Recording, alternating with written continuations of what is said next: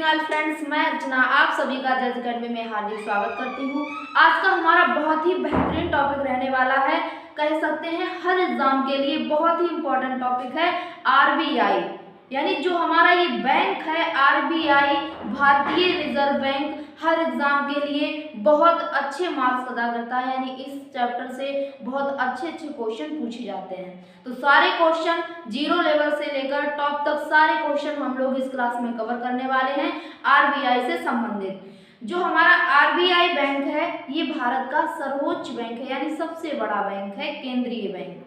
ठीक है, इसलिए हर एग्जाम से इसमें क्वेश्चन बनते हैं। तो इस चैप्टर को बहुत अच्छे से हम लोग कवर करेंगे। पहले तो सभी लोग क्लास को शेयर करें ताकि और लोग भी जल्दी से क्लास में आ जाएं। देखिए, जितने लोग क्लास में पहुंचेंगे यानी क्लास में उपस्थित होंगे उतना ही आपका कंपटीशन लेवल भी बढ़ेगा, उतने ही अच्छे से आप लोग क्लास अटेंड करेंगे। ठीक है, तो जितना हो सके उतना आप लोग शेयर करें और फिर क्लास में जल्दी से आ जाएं और अपनी क्लास को प्रारंभ करें। यानी दूसरों के पीछे आप अपना समय बर्बाद ना करें, थोड़ा बहुत शेयर करें और जल्दी से क्लास में आ जाएं।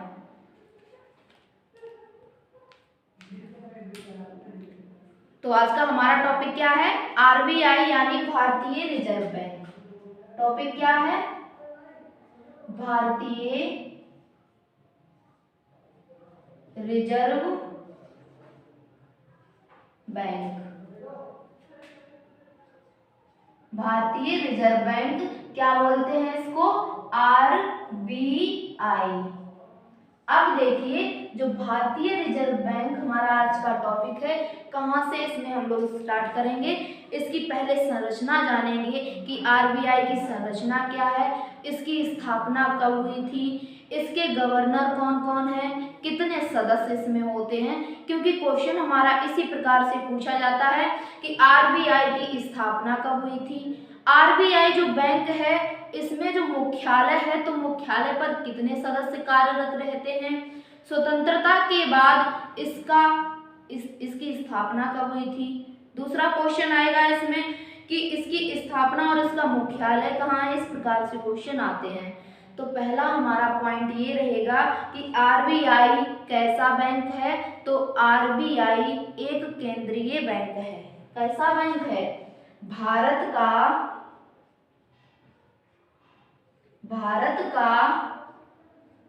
केंद्रीय बैंक है। कैसा बैंक है? भारत का केंद्रीय बैंक है, यानी जो हमारा आरबीआई। तो कह सकते हैं central bank in India, Bharat का केंद्रीय बैंक कौन सा है, तो आरबीआई भारत का केंद्रीय बैंक है। सबसे बड़ा ये हमारे इंडिया में बैंक है। अब देखिए, इसमें पॉइंट नोट कीजिए। देखिए, जब हमारे भारत में प्रथम विश्व युद्ध चल रहा था, हालांकि हमारे भारत में बैंकों की शुरुआत बहुत पहले से हुई है, लेकिन 1757 में एक बैंक बना था हमारा, कौन सा? Bank of Hindustan. 1757 से आधुनिक बैंकों का प्रारंभ हो गया था, यानी कह सकते हैं 1757 से बैंकों का निर्माण होने लगा था, स्थापना होने लगी थी बैंकों की। लेकिन अगर सबसे प्राचीन बैंक है हमारे भारत का तो उसका नाम क्या है? Bank of Hindustan. क्वेश्चन कभी पूछा जाए कि भारत का सबसे प्राचीन बैंक कौन सा है, तो बैंक ऑफ हिंदुस्तान ये भारत का सबसे प्राचीन बैंक है।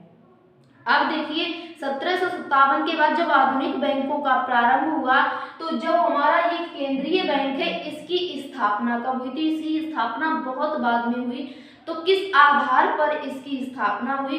तो देखिए, 1757 में अंग्रेजों ने जो स्थापना की थी इस बैंक की, तो कौन सी बैंक थी? Bank of Hindustan. ठीक है, अब देखिए अगला पॉइंट हमारा यहाँ पर बनेगा कि बैंक ऑफ हिंदुस्तान की स्थापना के बाद 1929 ईस्वी में, कब? 1929 ईस्वी में। देखिए, जो हमारा प्रथम विश्व युद्ध था, कौन सा? प्रथम विश्व युद्ध, तो ये 1911 से लेकर 14 तक प्रथम विश्व युद्ध चला था। और द्वितीय विश्व युद्ध हमारा ये भी चला था, यानी तो ये 1939 तक चला था। तो इसी बीच जब भारत में, यानी जब प्रथम विश्व युद्ध चला, द्वितीय विश्व युद्ध चला, तो भारत में जो बैंकिंग पद्धति थी इसका विनाश हो गया, यानी कह सकते हैं इसकी अर्थव्यवस्था गड़बड़ा गई बैंकों की। तो ठीक है, जब अर्थव्यवस्था बैंकों की कमजोर हो गई तो एक व्यक्ति थे हमारे भारत में, उनका नाम क्या है, भीमराव अंबेडकर। कौन थे, भीमराव अंबेडकर। जब ये बैंक अलग अलग थे, हमारी अर्थव्यवस्था गड़बड़ाई हुई थी, तो इन्होंने कांग्रेस से एक मांग की। क्या मांग की, कि भारत के लिए एक ऐसा बैंक होना चाहिए जो सभी शाखाओं को अपने आप में कंबाइंड कर सके, यानी जोड़ सके और उन्हें अच्छे से उनका संचालन कर सके।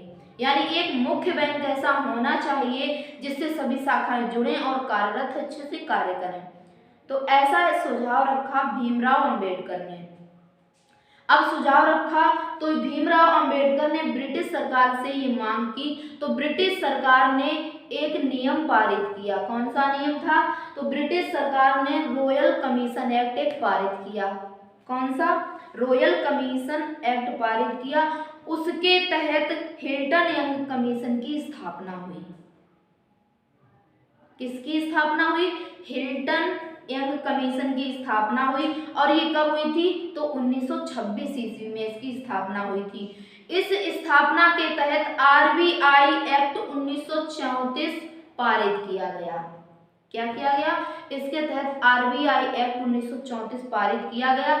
जब ये नियम पारित किया गया तो इस एक्ट के द्वारा ही आरबीआई यानी भारतीय रिजर्व बैंक की स्थापना हुई। ठीक है, तो स्थापना तक ये पॉइंट आपको समझ में आया कि इतिहास में पहले जो हमारा प्रथम विश्व युद्ध चला, द्वितीय विश्व युद्ध चला, इसमें जो बैंकिंग पद्धति थी ये थोड़ी कमजोर हो गई। तो भीमराव अंबेडकर ने ब्रिटिश सरकार से मांग की कि एक ऐसा बैंक होना चाहिए जो सभी बैंकों को आपस में जोड़कर चले और उनकी अर्थव्यवस्था को संभाले।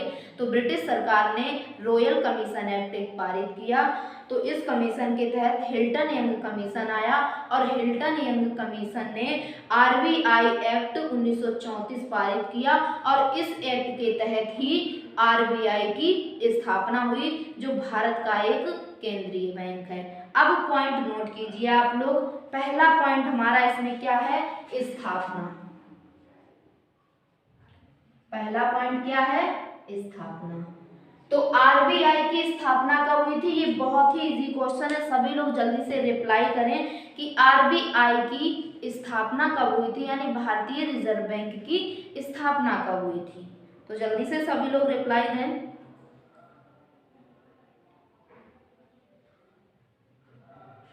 कब हुई थी, 1 अप्रैल 1935। कब हुई थी, 1 अप्रैल 1935 ईस्वी में आरबीआई की स्थापना हुई, यानी 1 अप्रैल 1935 में आरबीआई की स्थापना हुई। अब दूसरा क्वेश्चन हमारा यहाँ से पूछा जाएगा कि जो आरबीआई बैंक है किस एक्ट के तहत इस बैंक की स्थापना की गई थी। तो अभी हमने आप लोगों को बताया क्या कि आरबीआई एक्ट 1934 के तहत, किसके तहत, आरबीआई एक्ट 1934 के तहत इस बैंक की स्थापना की गई थी। और जो ये एक्ट आया ये किसके तहत आया था, तो कौन सी कमीशन इस एक्ट को लाई थी, तो कौन सी कमीशन थी, हिल्टन यंग कमीशन। कौन सी थी, हिल्टन यंग कमीशन। इस कमीशन के तहत इस एक्ट को पारित किया गया था और इस एक्ट के तहत आरबीआई की स्थापना हुई थी। और ये जो हिल्टन एक्ट कमीशन है, तो हिल्टन यंग कमीशन ये कब आया था, तो 1926 ईस्वी में। कब, 1926 यानी 1926 में ये कमीशन प्रारंभ हुआ था, यानी ये कमीशन का प्रस्ताव रखा गया था। ठीक है, समझ में आया ये पॉइंट। अब देखिए जो हमारा आरबीआई है इसका मुख्यालय पूछा जाता है कि भारतीय रिजर्व बैंक का मुख्यालय कहाँ है, यानी कह सकते हैं कि हेडक्वार्टर कहाँ है। तो पॉइंट बनाइए अगला, क्या बनाओगे, मुख्यालय। क्या पॉइंट बनेगा हमारा, मुख्यालय या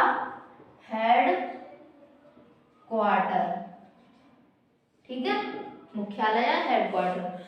तो देखिए आरबीआई का मुख्यालय वर्तमान में कहाँ है, क्योंकि जब इसकी स्थापना हुई थी तब इसका मुख्यालय कोलकाता में था। स्वतंत्रता से पहले भी मुख्यालय कहाँ था, कोलकाता में ही था। और जो हमारा वर्तमान मुख्यालय है वो कहाँ है, मुंबई में है। तो इसमें पॉइंट बनाइए क्या कि इसका मुख्यालय यहाँ पर डाल लीजिए वर्तमान, इससे आपको याद रहेगा कि ये वर्तमान का मुख्यालय है। क्या है, मुंबई। वर्तमान में मुख्यालय कहाँ है, मुंबई में है वर्तमान में मुख्यालय। अब देखिए वर्तमान में तो मुंबई में है, लेकिन जब स्थापना हुई थी तब इसका मुख्यालय कहाँ बनाया गया था। तो इसमें डालिए क्या, स्थापना के समय मुख्यालय, स्थापना के समय मुख्यालय, यानी जब आरबीआई की स्थापना हुई थी 1 अप्रैल 1935 में, तब इसका मुख्यालय कहाँ था, तो कहाँ था, कोलकाता में था। कहाँ था, कोलकाता में था। तो दोनों तरह से क्वेश्चन हमारा कंप्लीट हुआ कि स्थापना के समय मुख्यालय कहाँ था, कोलकाता में था। वर्तमान में मुख्यालय मुंबई में है। दूसरा क्वेश्चन हमारा ये भी पूछा जाता है, ध्यान से सुनिएगा सभी लोग, क्या पूछा जाता है कि स्वतंत्रता के पश्चात आरबीआई का मुख्यालय कहाँ था। क्या कहा जाता है, स्वतंत्रता के पश्चात आरबीआई का मुख्यालय कहाँ था। तो स्वतंत्रता के पश्चात आरबीआई का मुख्यालय भी मुंबई में था। कहाँ था, मुंबई में। तो 1937 से लेकर 1937 से लेकर इसका मुख्यालय कहाँ है,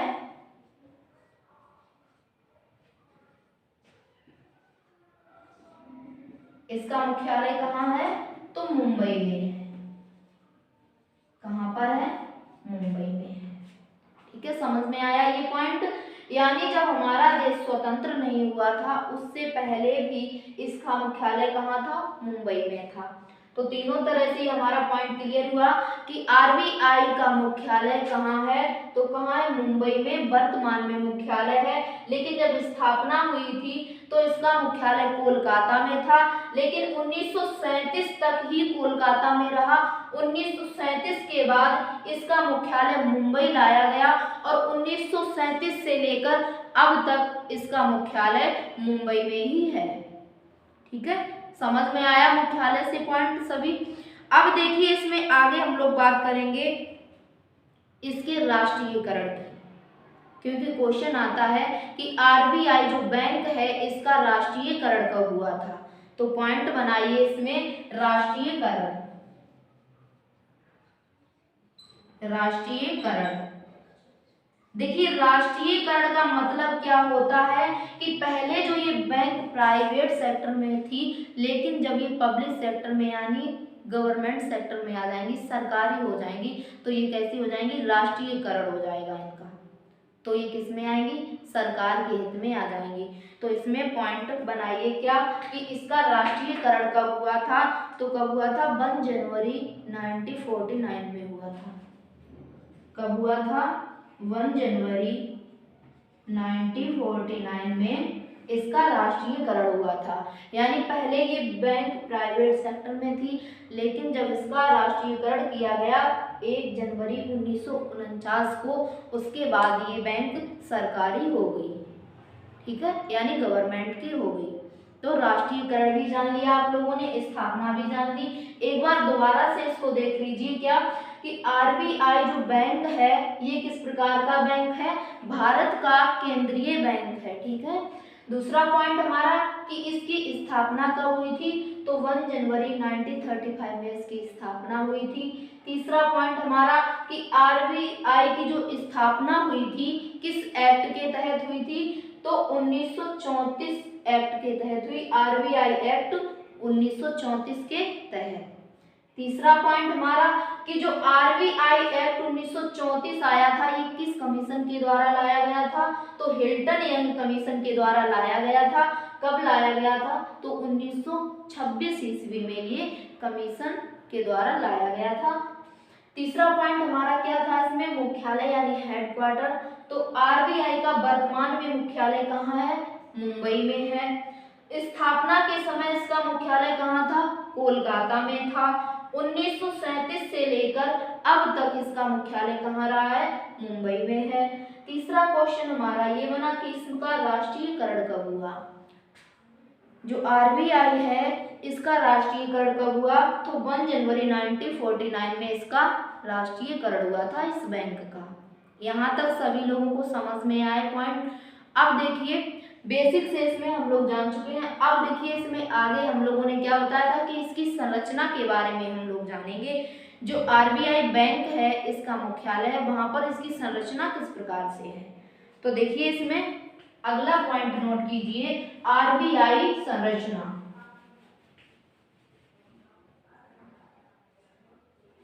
अगला पॉइंट हमारा क्या रहेगा? आरबीआई संरचना यानी भारतीय रिजर्व बैंक है, इसकी संरचना किस प्रकार से हुई है। पॉइंट क्या रहेगा? आरबीआई संरचना।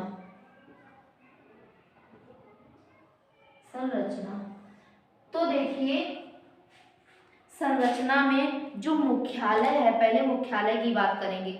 मुख्यालय कहाँ है? मुंबई में। तो जो आरबीआई का मुख्यालय मुंबई में है, वहां पर टोटल कितने सदस्य मुख्यालय पर कार्यरत रहते हैं, यानी मुख्यालय में आरबीआई में कितने सदस्य कार्य करते हैं? तो टोटल कितने सदस्य हैं? 21 यानी 21 सदस्य वहां पर कार्य करते हैं। तो पहला पॉइंट इसमें नोट कीजिए, क्या? मुख्यालय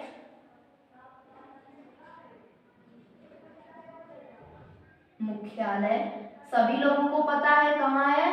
मुंबई में है। मुख्यालय कहाँ है? मुंबई में है।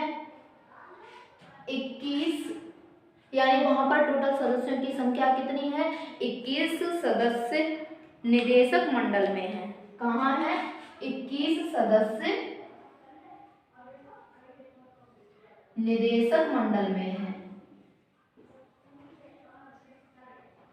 निदेशक मंडल में है। अब देखिए जो टोटल 21 सदस्य हैं, तो कौन कौन सी पोस्ट है, यानी कह सकते हैं उनका भी विभाजन हुआ होगा कि पहला व्यक्ति उसका गवर्नर होगा, अन्य उसके उप गवर्नर होंगे, इस प्रकार से उनमें विभाजन भी होगा। तो पहला पॉइंट इसमें नोट कीजिए, क्या? कि पहला तो इसमें हो जाएगा गवर्नर। एक कौन होगा? एक होगा गवर्नर, एक गवर्नर होगा उसमें, और 2 और 4 कौन होंगे? उप गवर्नर होंगे। कितने हैं? 4 उप गवर्नर होंगे। 4 उप गवर्नर होंगे। इसी प्रकार से वो अलग अलग पोस्टों में विभाजित होंगे। तीसरा यानी 10 भारत सरकार द्वारा नियुक्त सदस्य होंगे, यानी जो आरबीआई होता है इसमें भारत सरकार के द्वारा सदस्य नियुक्त किए जाते हैं। तो उनकी संख्या कितनी होती है? 10। तो 10 किस प्रकार के सदस्य होंगे? भारत सरकार द्वारा नियुक्त सदस्य होंगे। भारत सरकार द्वारा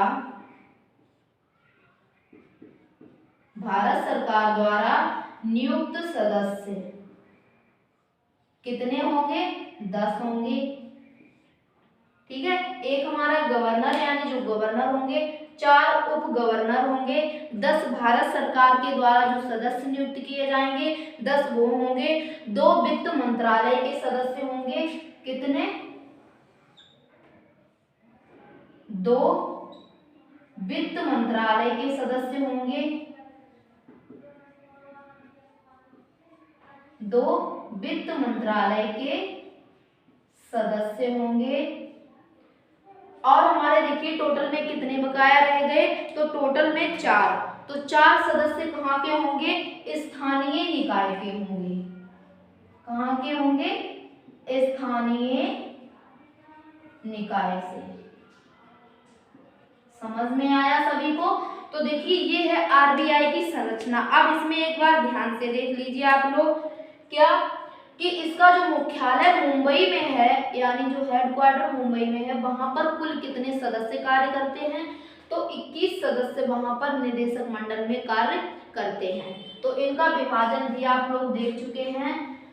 पहला यानी एक मुख्य गवर्नर होगा, 4 उप गवर्नर होंगे, 10 भारत सरकार के द्वारा सदस्य नियुक्त किए जाएंगे, 2 वित्त मंत्रालय के सदस्य होंगे और 4 स्थानीय निकाय के सदस्य होंगे। अब देखिए क्वेश्चन हम आपसे कर रहे हैं, आप लोग जल्दी से रिप्लाई दें।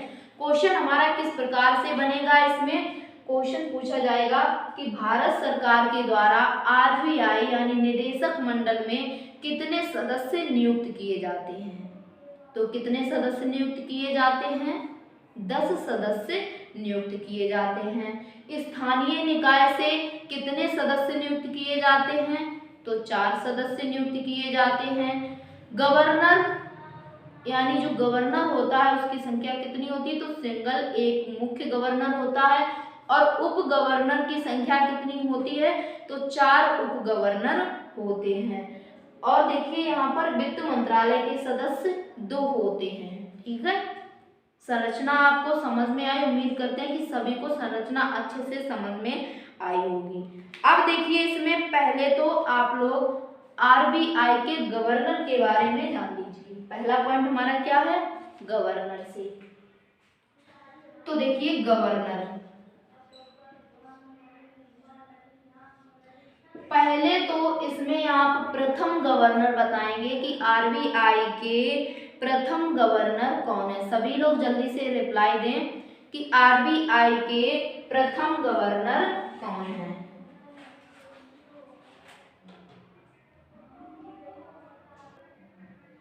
तो आरबीआई के प्रथम गवर्नर कौन है? तो आरबीआई के प्रथम गवर्नर हैं ऑसबोर्न स्मिथ। क्या नाम है उनका? Osborne Smith. ये आरबीआई के प्रथम गवर्नर हैं। दूसरा पॉइंट हमारा क्या बनेगा कि स्वतंत्रता के बाद के गवर्नर कौन हैं? यानी जब हमारा देश स्वतंत्र हो गया था 1947 ईस्वी में, उसके बाद आरबीआई के गवर्नर कौन बनाए गए? तो उसके बाद सीडी देशमुख। कौन बनाए गए? स्वतंत्रता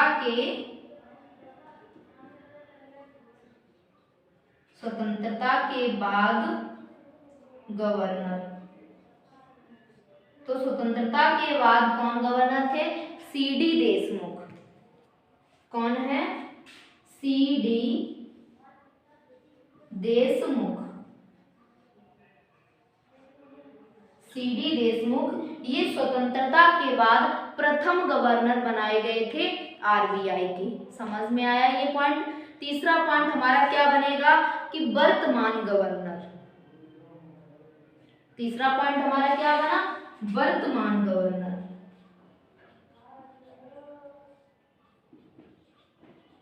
तो आरबीआई के वर्तमान गवर्नर कौन है? सभी लोग जल्दी से रिप्लाई दें। प्रेजेंट टाइम में आरबीआई जो हमारी बैंक है इसके गवर्नर कौन है? बहुत ही अच्छा नाम है उनका। और ये भी सभी लोग कमेंट करें कि ये किस नंबर के गवर्नर हैं। ठीक है, किस नंबर के गवर्नर हैं?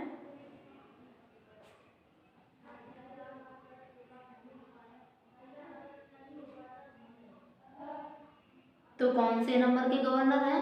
ये 25वें नंबर के गवर्नर हैं। सभी लोगों के आंसर आ गए हैं। कौन है? शक्तिकांत दास। वर्तमान गवर्नर कौन है? शक्तिकांत दास।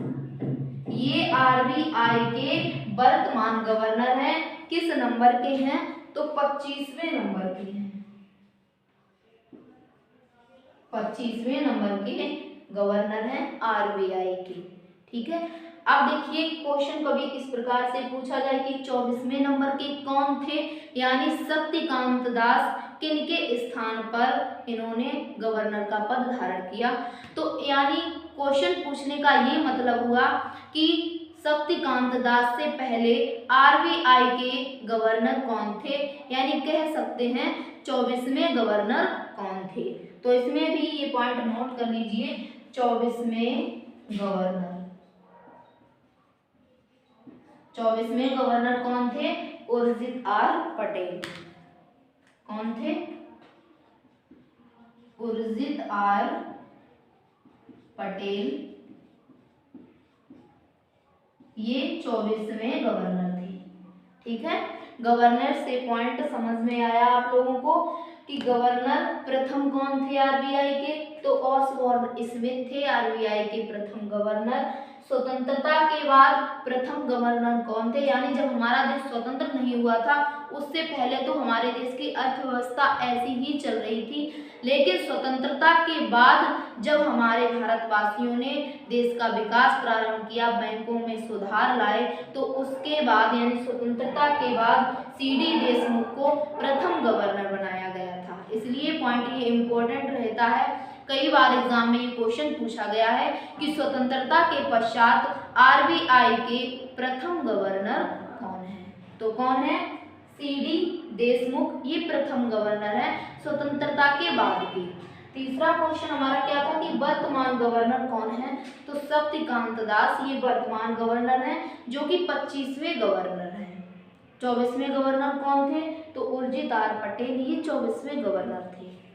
समझ में आया आपको सभी गवर्नर से पॉइंट? हम लोग अब इसके गवर्नर भी जान चुके हैं। अब देखिए इसमें जो 4 स्थानीय निकाय के सदस्य आते हैं वो कौन कौन से आते हैं, क्योंकि ये इंपॉर्टेंट रहते हैं, पूछे जाते हैं कि 4 स्थानीय निकाय से सदस्य लिए जाते हैं, तो कौन कौन से स्थान हैं जहां से इन सदस्यों की नियुक्ति की जाती है।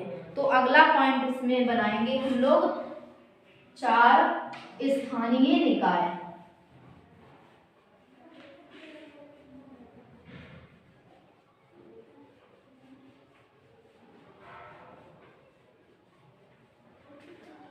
स्थानीय निकाय,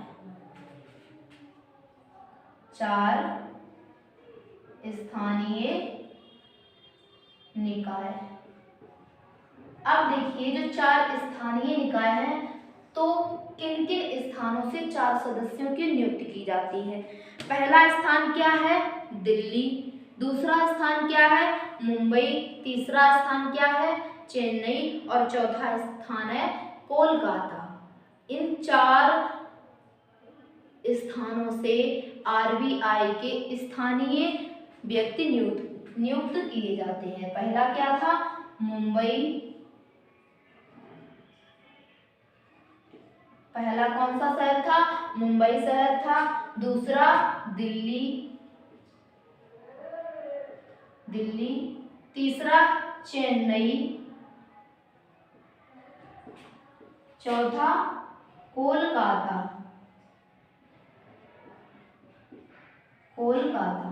ठीक है, तो ये 4 शहर हैं जहां से स्थानीय निकाय के 4 सदस्य चुने जाते हैं। अब देखिए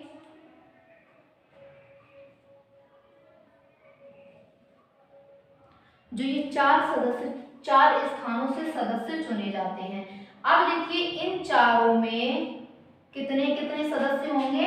5-5 सदस्य होंगे। कितने होंगे? 5-5 सदस्य निदेशक मंडल में कार्य करते हैं। क्या यहाँ पर पॉइंट बनाओगे?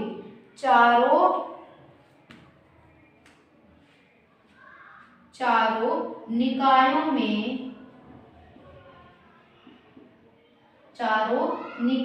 में प्रत्येक में 5-5 सदस्य निदेशक मंडल में कार्यरत रहते हैं। यानी कह सकते हैं मुंबई से इसमें ये 5-5 सदस्य प्रत्येक मंडल में नियुक्त रहते हैं। तो 4 सदस्य कहाँ कहाँ से नियुक्त किए जाते हैं? मुंबई से, दिल्ली से, चेन्नई से, कोलकाता से। अब देखिए कितने समय के लिए इनकी नियुक्ति की जाती है। क्वेश्चन पूछा जाएगा कि आरबीआई में स्थानीय निकायों की सदस्यों की नियुक्ति कितने समय के लिए की जाती है? तो देखिए इसमें पूर्ण समय 5 वर्ष का नहीं होता है। कितना होता है? नियुक्ति 4 वर्ष तक भारत सरकार द्वारा की जाती है। कितने समय तक इनकी नियुक्ति?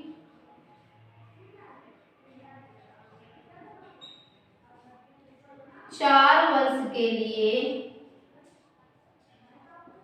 4 वर्ष के लिए भारत सरकार द्वारा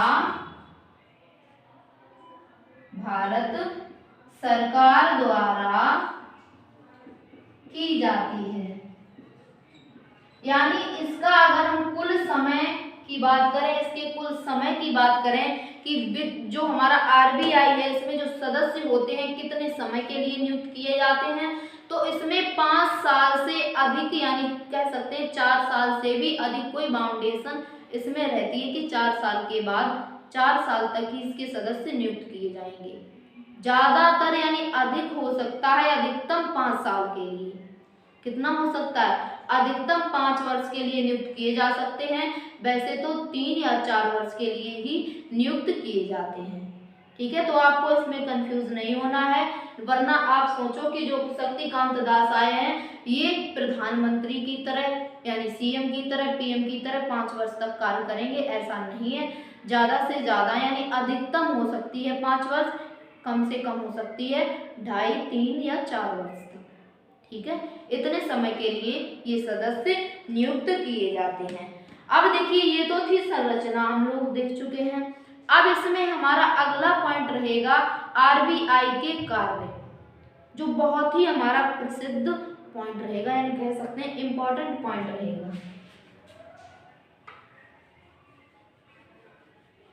तो क्या नोट करेंगे हम लोग? आरबीआई के कार्य। तो पॉइंट बनाइए आरबीआई के कार्य।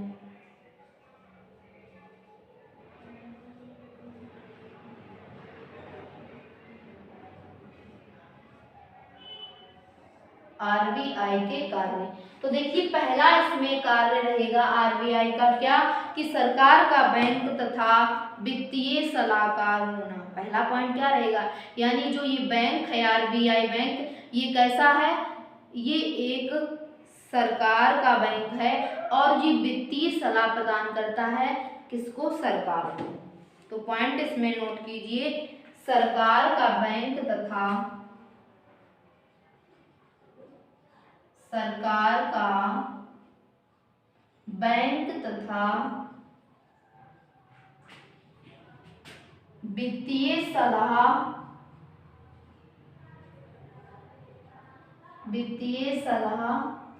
प्रदान करना, ये किसका कार्य होता है? तो ये आरबीआई का कार्य होता है। यानी जो भी वित्त मामलों का कार्य होता है, यानी धन का कार्य होता है, तो वहां पर कौन सी बैंक सलाह देगी? आरबीआई सलाह देगी, क्योंकि ये भारत का एक केंद्रीय बैंक है।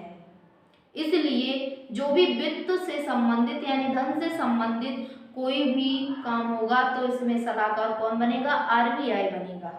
दूसरा पॉइंट हमारा क्या है? सरकार को ऋण सुविधा प्रदान करना। दूसरा पॉइंट हमारा क्या रहेगा? सरकार को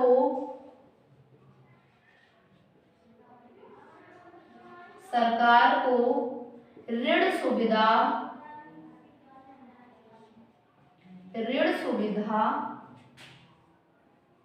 प्रदान करना। यानी सरकार को अगर ऋण देगी तो कौन सा बैंक देगी? आरबीआई। मान लीजिए हमारे भारत में किसी प्रकार की कमी हो गई, यानी कोई भी वित्तीय आपत्ति आ गई, तो किस बैंक से ऋण लिया जाएगा? आरबीआई से लिया जाएगा। लेकिन मान के चलिए अगर हमारा फिलहाल आरबीआई में ही वित्त नहीं यानी धन नहीं बचा है, तो कहाँ से लेगी? तो विश्व बैंक से धन लिया जाएगा। तो पहले तो अगर कोई भी काम यानी कोई भी कार्य सरकार करती है, उसमें अगर सरकार को कुछ कम इनकम हो रही है, यानी कह सकते हैं सरकार को मान लीजिए 2 लाख रुपए की ज़रूरत है, उसके पास 1 लाख ही रुपए है, तो सरकार किससे ऋण लेगी? आरबीआई से ऋण लेगी और वो काम पूरा करवाएगी। जब उस काम से इनकम आएगी तो सरकार उसे ऋण वापस कर देगी। तो ये होता है कि सरकार इससे ऋण देती भी है, उसका भुगतान भी करती है। तो तीसरा पॉइंट इसमें हमारा बनेगा कि अर्थव्यवस्था की स्थिति की जानकारी व सलाह प्रदान करता है। कौन सा बैंक? आरबीआई। अर्थव्यवस्था की स्थिति व वित्तीय सलाह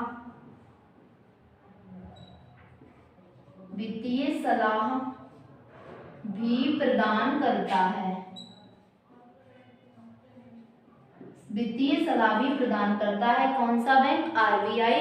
यानी जो अर्थव्यवस्था की स्थिति होती है, कह सकते हैं जो हमारा धन होता है भारत में, जो अर्थव्यवस्था चलती है, उसकी सलाह देने में यानी उसको सलाह देने में कौन सा बैंक कार्य करेगा? तो आरबीआई बैंक कार्य करेगा।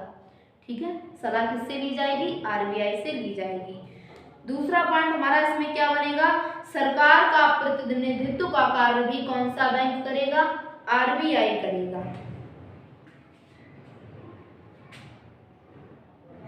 तो इसमें अगला पॉइंट बनाइए, अंतरराष्ट्रीय मुद्रा कोष। अंतरराष्ट्रीय जो मुद्रा कोष होता है हमारा, यानी कह सकते हैं जो विश्व बैंक होती है उसमें हम अपना धन जमा करते हैं, उसे कहते हैं अंतरराष्ट्रीय मुद्रा कोष। तो अंतरराष्ट्रीय मुद्रा कोष में सरकार का प्रतिनिधित्व का कार्य करती है कौन सी बैंक? सरकार का प्रतिनिधित्व करता है कौन सा बैंक? RBI bank. यानी जो अंतरराष्ट्रीय मुद्रा कोष, यानी हम कह सकते हैं कि जब हम विश्व बैंक में पैसा डालेंगे निकालेंगे तो इससे भी सलाह किससे ली जाएगी? आरबीआई से सलाह ली जाएगी कि हम विश्व बैंक को पैसा दें या ना दें, यानी उसमें राशि जमा करें या उससे उधार लें। तो ये अनुमति होनी चाहिए आरबीआई की, तभी उससे पैसा लिया भी जा सकता है और दिया भी जा सकता है। ठीक है, अब दूसरा हमारा इसमें पॉइंट बनेगा कि बैंकों का बैंक। दूसरा कार्य क्या है इसमें? बैंकों का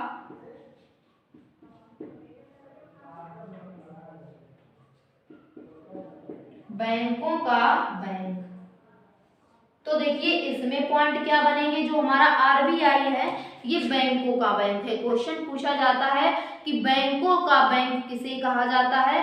तो आरबीआई यानी भारतीय रिजर्व बैंक को बैंकों का बैंक कहा जाता है। देखिए हम दोनों तरह से नाम ले रहे हैं, शॉर्ट में भी आरबीआई और भारतीय रिजर्व बैंक, क्योंकि ज़्यादा छात्र कंफ्यूज ना हो हमारे साथी, क्योंकि आरबीआई को ही भारतीय रिजर्व बैंक कहते हैं। ठीक है, तो बैंकों का बैंक किस बैंक को कहा जाता है? आरबीआई यानी भारतीय रिजर्व बैंक को कहा जाता है। अब इसमें पॉइंट बनाइए, क्या पॉइंट बनाओगे कि बैंक को ऋण सुविधा उपलब्ध कराना। पहला पॉइंट हमारा क्या रहेगा? बैंकों को ऋण सुविधा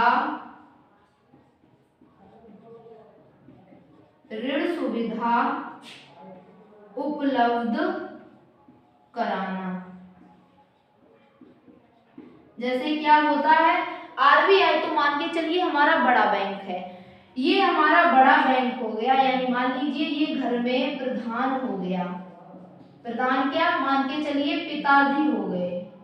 कौन हो गए? पिताजी हो गए। अब जब घर में प्रधान है पिताजी, तो देखिए छोटे भाई भी होंगे, बहन भी होगी और छोटे छोटे बच्चे भी होंगे इस घर में। तो जब इनको पैसे की जरूरत पड़ेगी, जब इनको पैसे की आवश्यकता होगी, तो ये किससे मांगने जाएंगे? प्रधान यानी पिताजी से ये लोग पैसे मांगने जाएंगे। तो यही है हमारी आरबीआई बैंक में, यानी जो छोटे छोटे बैंक होते हैं ये ऋण किससे लेते हैं? आरबीआई से ऋण लेते हैं इसी प्रकार से, और जब इनका काम पूरा हो जाता है, कंप्लीट हो जाता है, तो ये ऋण की भरपाई कर देते हैं। तो समझ में आया कि जो आरबीआई है ये छोटे छोटे सभी बैंकों को ऋण देता है। ठीक, अगला पॉइंट इसमें हमारा क्या बनेगा कि बैंक की 5 लाख रुपए तक की जमा पर बीमा सुविधा होगा। जो आरबीआई है इसमें क्या है, 5 लाख तक की जमा राशि पर बीमा सुविधा उपलब्ध कराई जाएगी इस बैंक में। यानी अगर आपने 5 लाख तक की जमा राशि रखी है तो आपका बीमा भी वहां पर बनेगा, आपका बीमा हो जाएगा। ठीक है, अगला पॉइंट देखिए इसमें 2020 से 21 में, लेकिन इसमें एक नियम लागू हुआ कि 2020 से 21 के बजट में बीमा सुविधा 1 लाख से बढ़ाकर 5 लाख रुपए कर दी है। क्योंकि पहले देखिए क्या होता था, कम में भी हो जाता, लेकिन 2020 से 21 में 1 लाख रुपए से बढ़ाकर 1 लाख रुपए से बढ़ाकर 5 लाख रुपए तक जमा राशि होगी तभी बीमा हो पाएगा। ये आरबीआई का नया नियम लागू हुआ है। सुविधा 1 लाख से बढ़ाकर 5 लाख रुपए तक कर दी गई है। ठीक है, पॉइंट समझ में आया। अब दूसरा देखिए इसमें हमारा पॉइंट क्या बनेगा, अगला नोट प्रिंट करने का कार्य। आरबीआई का अगला कार्य क्या रहेगा, नोट प्रिंट करने का कार्य। यानी जो नोट ये छपाई होती है तो आरबीआई किन किन बैंक नोटों को छापती है और किस प्रकार से इनकी छपाई होती है। तो पहला पॉइंट इसमें नोट कीजिए, नोटों की छपाई यानी नोट प्रिंट का कार्य, नोट प्रिंट का कार्य। तो देखिए नोट प्रिंट का, अगर देखिए पहले तो हम लोग क्या सोचते थे, फिलहाल हम ये बात सोचते थे कि जो नोट छापते हैं, हमारे देश में पैसों की इतनी कमी है। अब सोच देखिए कितना सोचते थे कि हमारे देश में जब पैसों की इतनी कमी है तो क्यों ना जहाँ पर नोटों की छपाई होती हो वो लोग बहुत सारे पैसों की छपाई कर दें, तो हमारे देश में पैसों की कमी ही ना रहे। ऐसा होता कि जहां पर नोटों की छपाई होती है वहां पर वो लोग इतना नोट छाप दें कि हर जगह पैसा पैसा ही दिखाई दे, तो हमारे देश में पैसों की कमी ना रहे। ये पहले दिमाग में बात आ, लेकिन ऐसा नहीं है। जब थोड़ा हम लोग जानकार हुए तो हम लोगों ने जाना कि नोटों की छपाई इस प्रकार से नहीं होती है। तो पहला पॉइंट इसमें नोट कीजिए क्या कि आरबीआई एक्ट 1934 के अनुसार 2 रुपए से लेकर 10,000 तक के नोट छापने का प्राधिकारी है कौन सा बैंक, आरबीआई। तो पहला पॉइंट नोट कीजिए क्या, आरबीआई एक्ट 1934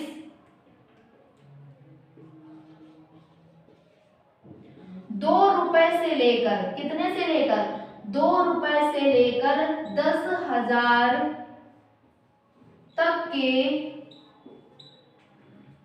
नोट छापने का प्राधिकारी है कौन सा बैंक, आरबीआई बैंक। तो कभी क्वेश्चन पूछा जाए कि 2000 से लेकर 10,000 तक के नोट छापने का अधिकार किस बैंक को है, तो आरबीआई बैंक को है। कम से कम 2 रुपए का नोट और अधिक से अधिक 10,000 तक का नोट। अब देखिए इसमें अगला पॉइंट क्या बनेगा, वर्तमान में 2 से लेकर 2000 तक के नोट छापे जाते हैं। कितना है, वर्तमान में 2 से लेकर 2000 तक के नोट छापे जाते हैं, 2000 तक के नोट छापे जाते हैं। ठीक है, न्यूनतम आरक्षित प्रणाली को लिया जाता है। देखिए नोट छापने हेतु ऐसा नियम आया कि कोई व्यक्ति ज़्यादा नोट क्यों नहीं छाप सकता, क्योंकि जो वहाँ पर आरबीआई अगर ये नोट छापती तो ऐसा भी तो कर सकती है कि अधिकतम नोट भी ये छाप सकती है, लेकिन ऐसा क्यों नहीं है। तो देखिए न्यूनतम आरक्षित प्रणाली को लिया गया था। इससे क्या होता है, जब आरबीआई नोट छापेगी तो 200 करोड़ रुपए की पूंजी उसके पास होनी चाहिए। यानी ये नियम बनाया गया कि जब आरबीआई नोट छापेगी, जब आरबीआई नोट छापेगी तो इसके पास कितना पैसा होना चाहिए, 200 करोड़ की राशि होनी चाहिए। 200 करोड़ की राशि होनी चाहिए, राशि होनी चाहिए, तभी ये पैसा छाप सकती है ये बैंक। अन्यथा अगर इसके पास 200 करोड़ रुपए से कम इनकम है यानी कम पैसा है तो ये बैंक पैसा नहीं छाप सकती, ये बैंक नोट नहीं छाप सकती। तो ये इसकी एक बाध्यता हो गई कि अगर आपके पास 200 करोड़ रुपए हैं तभी आप नोट छाप सकते हो, अन्यथा नहीं छाप सकते हो। अब देखिए नोट यानी जो 200 करोड़ रुपए हैं तो किस प्रकार से आपके पास होंगे। देखिए 85 करोड़ नगद होनी चाहिए आपके पास। कितने, 85 करोड़, 85 करोड़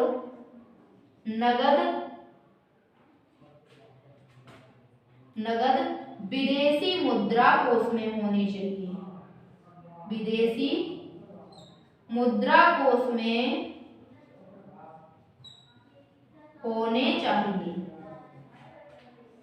कैसे होने चाहिए, 85 करोड़ तो विदेशी मुद्रा कोष में होने चाहिए और 115 करोड़ रुपए गोल्ड होने चाहिए। कैसे होने चाहिए, 115 करोड़ रुपए गोल्ड होना चाहिए।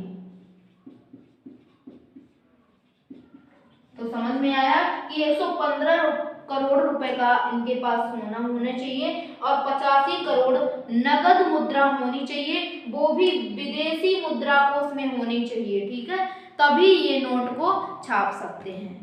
तो समझ में आया ये पॉइंट, नोट छापने की प्रक्रिया कि नोट प्रिंट करने का कार्य आरबीआई एक्ट 1934 के तहत 2 से लेकर 10,000 तक के नोट छाप सकती है, लेकिन वर्तमान में 2 से लेकर 2,000 तक के नोट छापे जाते हैं। आरबीआई नोट जब छापेगी जब उसके पास 200 करोड़ रुपए की राशि होगी। कितनी राशि होगी, 200 करोड़ रुपए की राशि होगी, तभी ये नोट छाप सकती है। देखिए 1 रुपए का नोट, 1 रुपए का नोट आपने देखा है, इसको कौन जारी करता है, तो 1 रुपए के नोट को, 1 रुपए के नोट को वित्त मंत्रालय जारी करता है। कौन जारी करता है, वित्त मंत्रालय जारी करता है। इस पर हस्ताक्षर किसके होते हैं, क्योंकि ये क्वेश्चन वेरी वेरी इंपॉर्टेंट मान सकते हैं। क्वेश्चन कई बार ही एग्जाम में पूछा गया है कि 1 रुपए के नोट पर किसके हस्ताक्षर होते हैं, तो किसके हस्ताक्षर होते हैं, वित्त मंत्रालय की।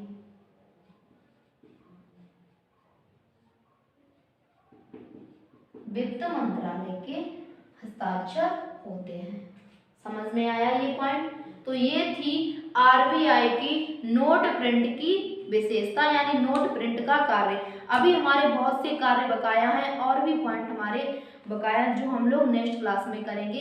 तो आज की क्लास हम लोग यहीं पर रखते हैं, फिर मिलते हैं अगली क्लास में। उम्मीद करते हैं कि आप सभी को क्लास पसंद आई होगी, समझ में आया होगा अच्छे से। तो सभी लोग अगर समझ में आए तो लाइक करें और क्लास को शेयर करें और हमारे चैनल को सब्सक्राइब करें। फिर मिलेंगे नेक्स्ट क्लास में, तब तक आप लोग अच्छे से तैयारी कीजिए और पढ़ते रहिए।